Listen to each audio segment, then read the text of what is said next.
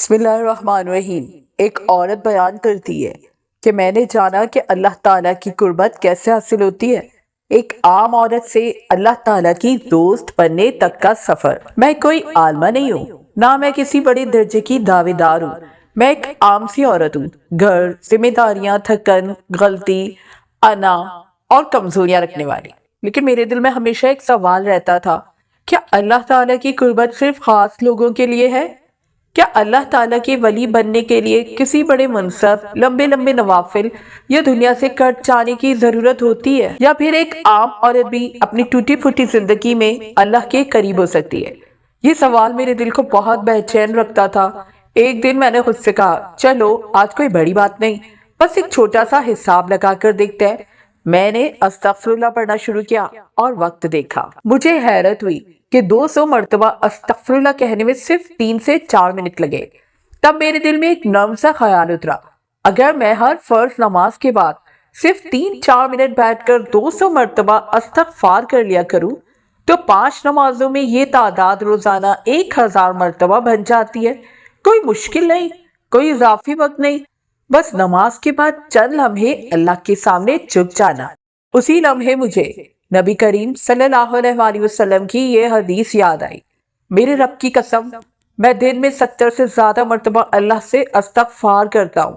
بخاری۔ جب اللہ کے نبی صلی اللہ علیہ وسلم، جن کے اگلے پچھلے گناہ معاف تھے، اتنا استغفار کرتے تھے تو میں کون ہوتی ہوں جو خود کو بے نیاز سمجھے؟ میں نے جانا کہ استغفار صرف گناہوں کے لیے نہیں، یہ تو اللہ تعالیٰ کی طرف بار بار لوٹنے کا نام ہے۔ قرآن کہتا ہے، اور اللہ تعالیٰ سے معافی مانگو، بے شک اللہ بہت بخشنے والا، نہایت رحم کرنے والا ہے۔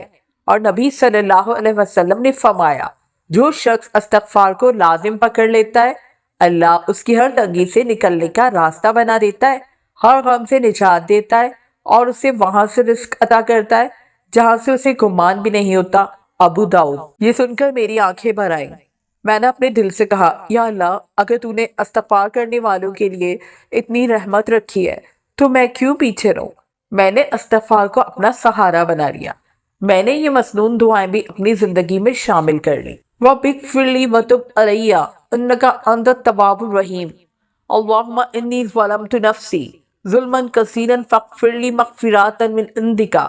اور جب دل بہت بوجھل ہوتا تو کہتی، استغفر اللہ الذی لا الہ الا هو الحی القیوم واتوب الیہ۔ پھر میں نے ایک اور بات سمجھی جس نے مجھے اندر سے ہلا دیا، اگر میں یہ خیر صرف 10 لوگوں تک پہنچا دوں اور ان میں سے کوئی ایک بھی استغفار کو اپنا معمول بنا لے تو اس کے پڑھنے کا اجر میرے نامہ اعمال میں بھی شامل ہو جاتا ہے، کیونکہ نبی کریم صلی اللہ علیہ وسلم نے فرمایا، جو کسی کو نیکی کی طرف رہنمائی کرے اسے بھی اتنا ہی اجر ملتا ہے جتنا اس نیکی پر عمل کرنے والے کو۔ مسلم۔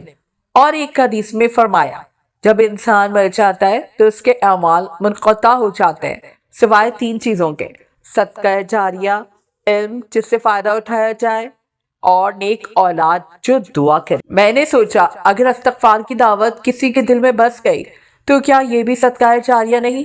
پھر یہ سلسلہ میرے مرنے کے بعد بھی جاری رہ سکتا ہے۔ لوگ استغفار کرتے رہیں گے، لوگ اللہ کی طرف لوٹتے رہیں گے، اور شاید اللہ کے حکم سے ان کا اجر میرے نامہ اعمال میں لکھا جاتا رہے۔ میں نے یہ بھی جانا کہ اللہ تعالیٰ کے ولی ہونے کا مطلب کوئی کرامت دکھانا نہیں۔ قرآن خود بتاتا ہے، خبردار، بے شک اللہ کے ولیوں پر نہ کوئی خوف ہوگا نہ وہ غمگین ہوں گے، وہ لوگ جو ایمان لائے اور تقوی اختیار کیا۔ میں نے دل سے دعا کی، یا اللہ، مجھے اپنے ان بندوں میں شامل کر دے جو تجھ سے ڈرتے ہیں، تجھی پر بھروسہ کرتے ہیں اور بار بار تیری طرف لوٹتے ہیں۔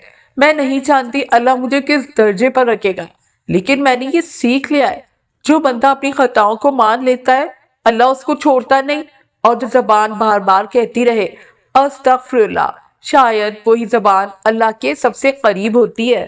ویڈیو اچھی لگی ہو تو لائک اور شیئر ضرور کریے گا۔ جزاک اللہ۔